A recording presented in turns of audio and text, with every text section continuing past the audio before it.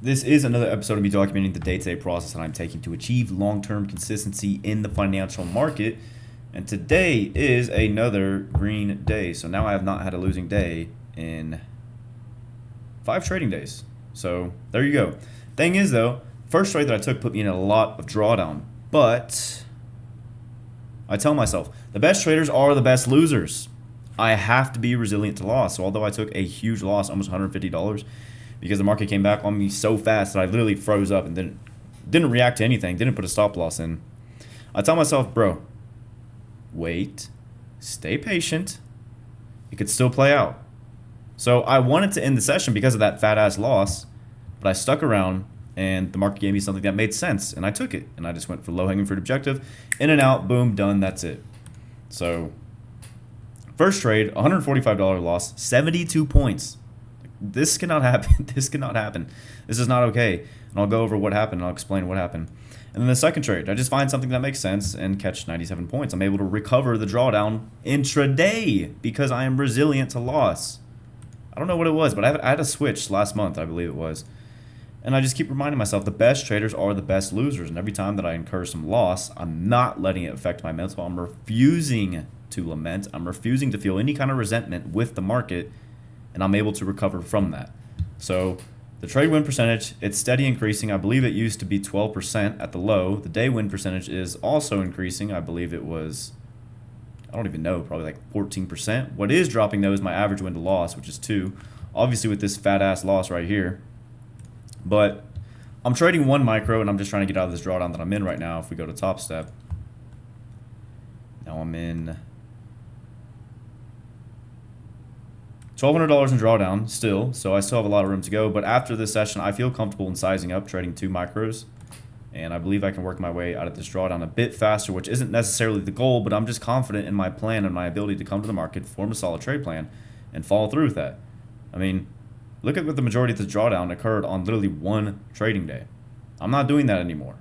I'm coming to the market, I'm extremely patient, selective, and I'm trading at ease. And some of you guys can see that, so let's get into it.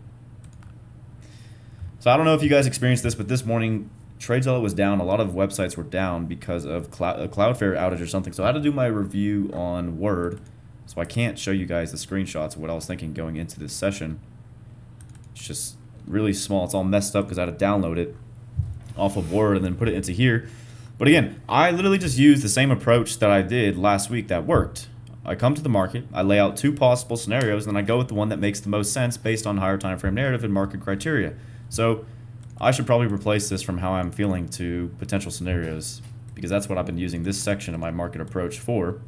But the first idea that I had is the market's going to stay heavy and slip below the previous weekly low. And this weekly range is going to be a large down candle after price rejects the daily SIBI.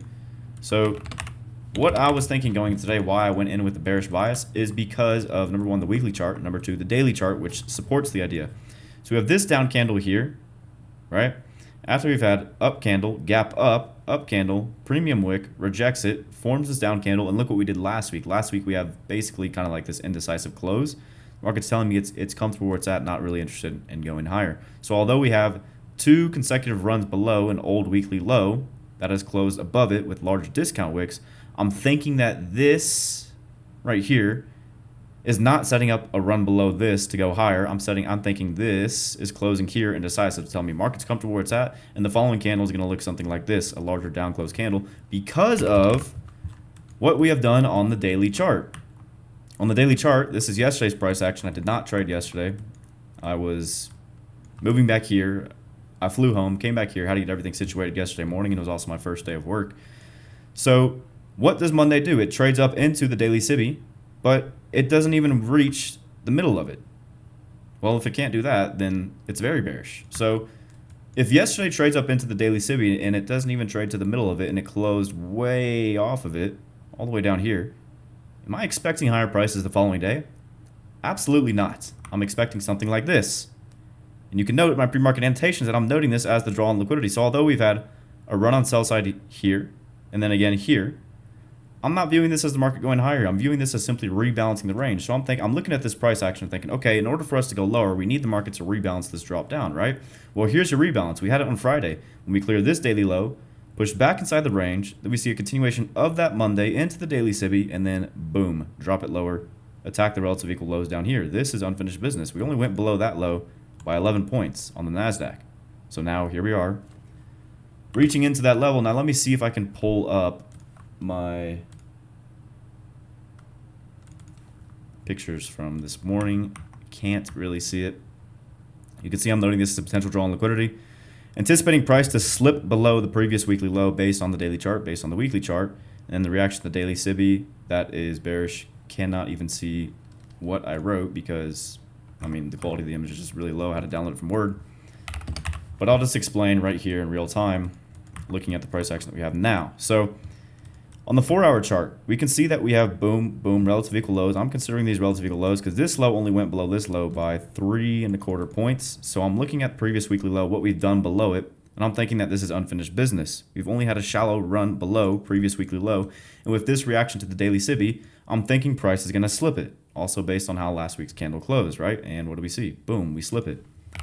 Now this is where the information really stacks up and really makes things one-sided. If we look at the hourly time frame, what do we see? This is Monday's price action. Ever since we have rejected the daily SIBI, look at bearish order flow is just respected the entire time. Respect this SIBI here, boom. What does that lead to? This reaction. So it starts with this reaction here, right? We have large down candles that come in rejecting the daily SIBI. This produces new premium arrays. Those premium arrays are respected. And when they are respected, it produces new large down candles with volume that also produce new premium arrays, which are then respected.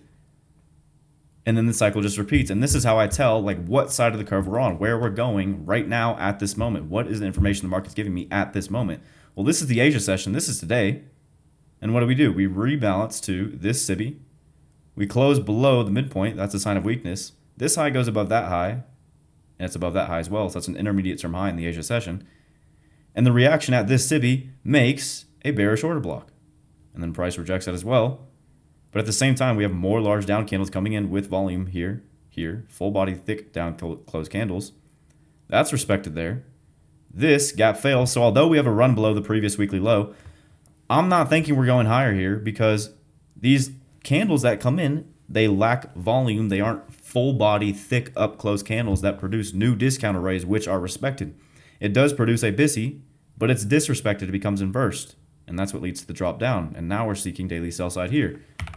So on the 15-minute, we get a closer look of all the details. Asia session rebalances to hourly SIBI, produces new premium arrays that are respected. Market rejects hourly order block. And what does it do here? Boom! Produces another large down candle with an order block. And I noted how the market was tapping that order block here. So what I wanted to see going into the open was the market to just open and stay heavy. That's what I was looking for. So my optimal scenario today was a break lower right at 9:30. You know the sells that I like to take if you watch this channel, if you keep up with me. You know how I trade. You know I like those continuations. When we have a gap down open, then boom, fail to close the gap and continue. Ideally, it's going to happen right at 9:30. This case, it didn't happen necessarily at 9:30. We had the pump up first, which I wasn't expecting. If I'm being honest, I'm going to be real with you guys. I was not expecting such a large run on the buy side that we had here. I was expecting it to just stay heavy and roll lower from this consolidation range. But I liked the fact that the market was consolidating down here after a run on previous weekly low. Usually when we see that, when the market stays down low and it just consolidates and hangs around, that's indicative that it's not interested in coming up off that low. It's not interested in going higher. We kind of just sit down on that low, and then it leads to continuation lower. So again, unfinished business down here, right? We have these relative equal lows down here. And what I talked about earlier, we do have a run below previous weekly low in the London session, but I'm not thinking this is the low a day because it does not produce new up candles with volume that create discount arrays and are respected. It doesn't. There's nothing in here on the 50-minute time frame. Can you note one discount array that's solid and just sticks out and it's so obvious to you that you think the market should trade down into and act as support and then trade higher? You don't get that in this impulse swing right here. We don't get that. We have a lot of overlap. So this tells me the move is fake. And I think this is real because these candles are large and they have volume. So going back to my pre-market plan, I already explained the higher time frame narrative, but I'm just going to read this. We've slipped lower in the Asia session, potentially making a high a day. Order flow remains bearish across the 15-minute and the hourly. I do see the market come off the low day in London, but it isn't aggressive. It doesn't produce up candles with volume that form new solid discount arrays for price to grab onto. But the move lower does. So I think it's real. I think the move lower is real. I also like how price is sitting in consolidation at previous weekly low and tapping the 50-minute order block, which could set up a 9:30 break lower. So because the order flow has remained bearish and price is consolidating at PWL and it's tapping the 50-minute order block, I think a break lower at 9:30 is probable, that's what I meant to say here, typo, and the discount gap opening could stay open. I want to look for a 9:30 sell targeting a new low a day at least. And my objective, I'm aiming for the low-hanging fruit, a new low day, trading one contract, getting in, getting out, and being done, not making the same mistake that I made on Thursday. So again, just focusing on working out a drawdown piece by piece slowly, because I had this crazy trade on Thursday that came all the way the fuck back on me and stopped me out for break even. If we look at the running P&L, I was literally up $363, came back on me for break even. Why? Because I held for more, trading one contract. So this was my take profit objective. Monday daily low came 6 points shy of that, came all the way back up, stopped me out for break even. My market order sell was right here. We can look at the execution there, break even. I'm not making that same mistake today. I'm in and I'm out today, just going for the objective that I'm looking for, and that is exactly what I did. So there you go. That's exactly what I was looking for. Now we can pull up the session recording and look at the trades that I took. Today's the 18th. So I'll explain why the first trade is incorrect and what happened once we get there. Fast forward, fast forward, fast forward. Okay. Now again, you know from my pre-market plan, right? I'm looking for a break lower at 9:30. Up candle, large down candle with displacement. For me, that constitutes a long, but I'm measuring the range of this candle. I'm like, oh shit, it's 53 handles. So if I'm going to sell this up candle, this is such a large down range, we might not return to the open price of it. I'm going to put my sell limit over here at the low of the candle, my stop loss at the mean threshold. But the following candle comes back on me so fast that it reaches the mean threshold, which is just the middle of this up candle, before I even have time to put a stop loss out there. So I put my sell limit order there, right? Because this is an extremely large down candle. We might not trade back to 9:30 open price, so I'm going to ensure I get filled here. Stop loss at the mean threshold. Measuring the risk on the trade. Preparing for it. And I get tagged in, and it just keeps fucking going. It just presses and presses and presses and presses and presses. And so I'm like, oh my god, it's already reached the mean threshold. Just like that. Literally in a couple of seconds. And it just keeps going. And I'm like, oh shit, well, okay. Yeah.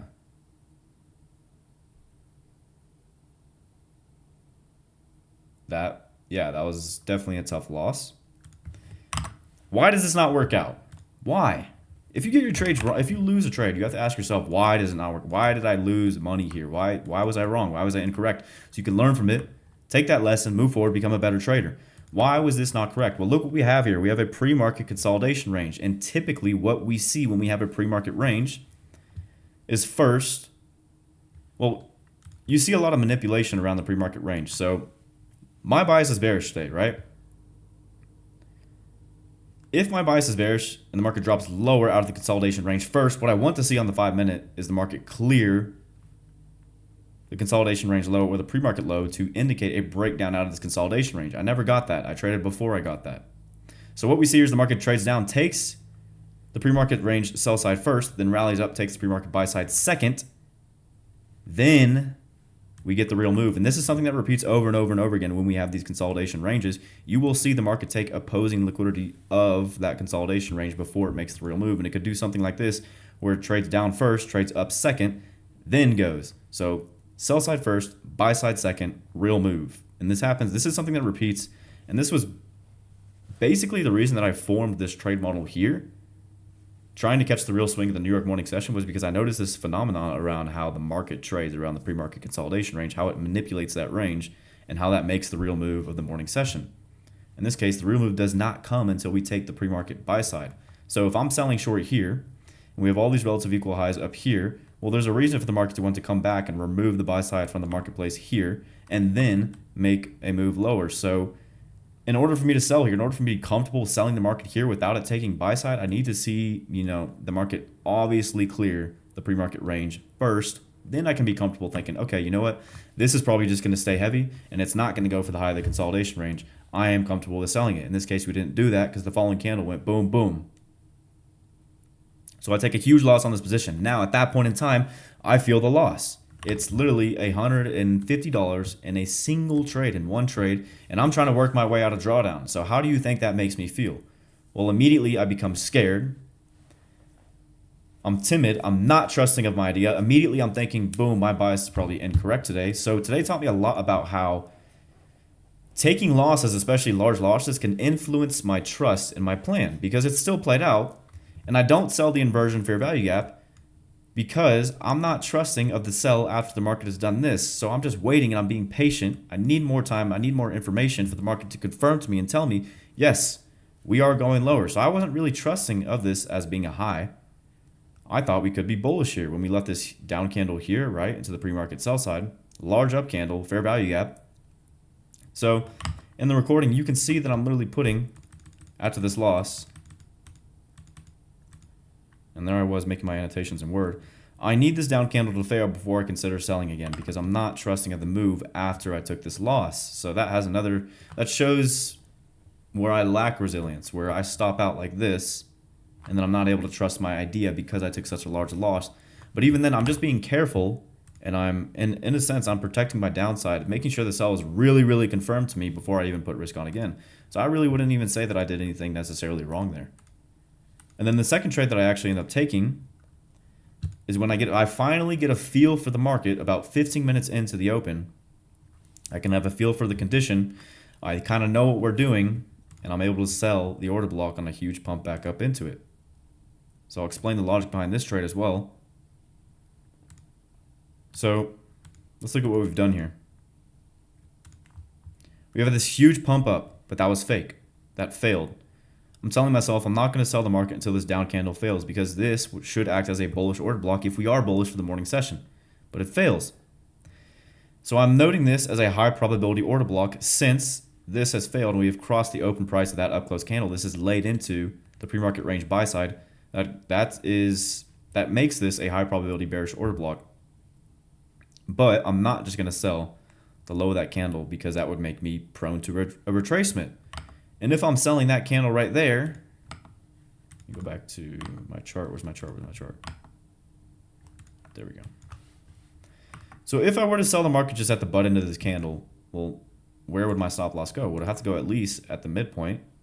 And that would be somewhere around previous daily low, which would be 63 handles. I can't risk 63 handles in a single trade. The market is extremely, extremely, extremely volatile right now. So what I'm thinking, once I finally get a feel for the condition, it's 15 minutes in. No doubt we had this huge, sudden, very, very quick, very, very fast pump up, but it was fake. Okay, so I'm kind of reading the manipulation in the market. Hold on, what is going on here? I think my monitor is losing connection. My screen is flashing. I'm watching this huge pump up. It is extremely, extremely similar to this, okay? I'm noting a repeating characteristic in price, and I'm noting what it's trading back up into. You can see my cursor is hovering over it right now. What is it trading back up into? Bearish order block. So I'm like, okay, we have this huge pump up here that cleared buy side. Now we've taken a low here and we have another huge pump up. It's kind of doing the same thing. It's doing something similar. So I'm noting the reaction to that, annotating that as bearish order block. And then this is what I'm doing. I am trusting my read on price and putting risk behind that. Look where the candle closes. Boom. You saw me point it out, right? Look where the candle closes. There's your 930 open. Where does the body stop? Where does it stop? Right at the open price at 930. So I'm trusting the algorithmic signatures that I see on the 1 minute time frame. We've had this huge pump up similar to this right here that was also fake. We've traded into the bearish order block, but we closed well off of it, and the body stopped below the 930 open price. So now I am trusting that reaction. I'm trusting these signatures that I see. I'm trusting my bias for the day that's bearish. You can see me kind of circle my cursor around it, right? And then sell at the market. Boom. Stop loss goes at the mean threshold of these candles right here. So I was still risking a lot on this position. Maybe it would not be a good idea to size up to 2 contracts tomorrow just because the volatility is actually insane right now. But this is really teaching me to just focus on low-hanging fruit objectives and just get in and get out. So there you go. That's the trade there. Take off at the low a day. Reject the order block. I mean, just reacting to the reaction, noticing the condition, being familiar with the condition, comfortable with it, and putting risk on. So there you go. That's it for today. Lessons from today. If we go to the daily journal, let's go to here first, and then go here, and then go here.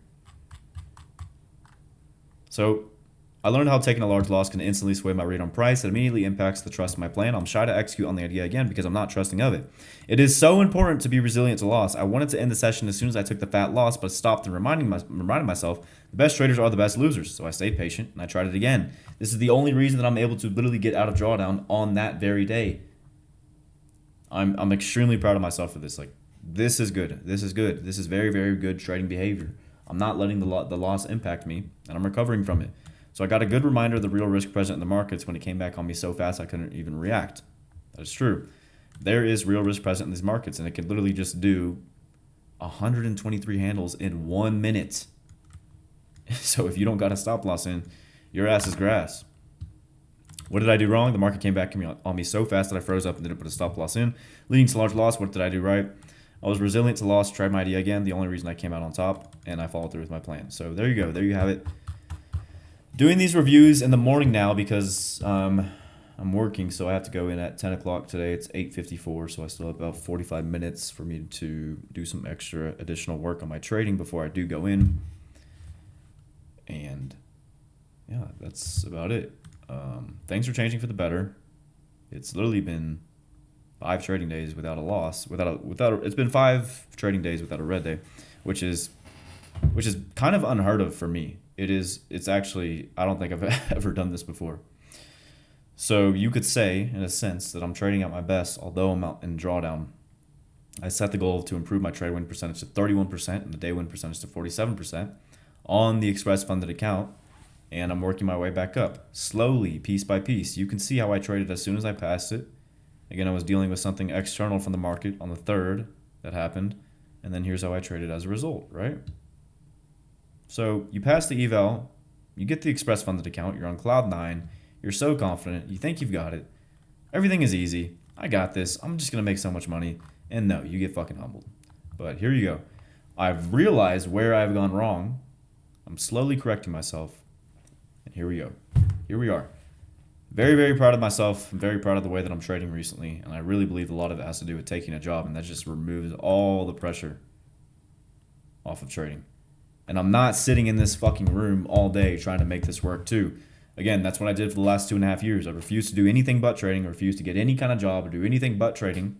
And I just sat in my room and worked on trading all day. But there's literally nothing to work on. I already know enough. I already know enough to be profitable. I already have an edge that works. What else is there to be done? Nothing. Like literally nothing. So I'm realizing that I can do a lot of other things other than just trading, and it's opening my eyes.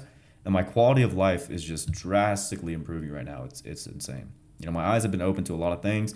I moved to a new state. I'm in New Mexico. I'm sleeping on a fucking couch. I haven't had a good night to sleep in 3 weeks. Tomorrow. Life is crazy, man. Life is nuts. It's nuts. Sometimes life switches lanes. A lot of things change, but at the end of the day, it all comes down to the choices and decisions that you make because you get to walk your own path. And it all depends on the choices that you make. So that's it for this one. I'll talk to you guys tomorrow.